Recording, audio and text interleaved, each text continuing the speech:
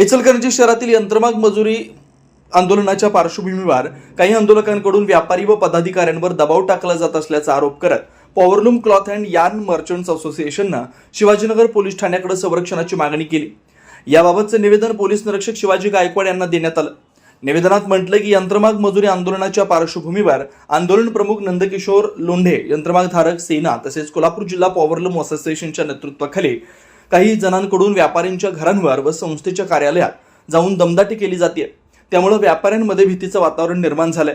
संस्थेचे वरिष्ठ पदाधिकारी घनश्याम इरणी यांच्या घरी जाऊन काही जणांनी चर्चा करण्याच्या नावाखाली दबाव टाकल्याचा आरोपही निवेदनात करण्यात आला।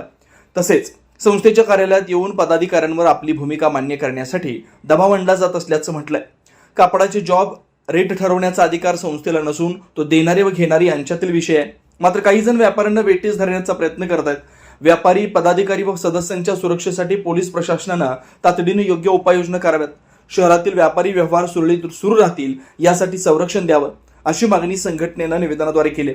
या निवेदनावर संघटनेचे अध्यक्ष रामपाल भंडारी, उपाध्यक्ष ओमप्रकाश काबरा आदी पदाधिकाऱ्यांच्या सह्या आहेत।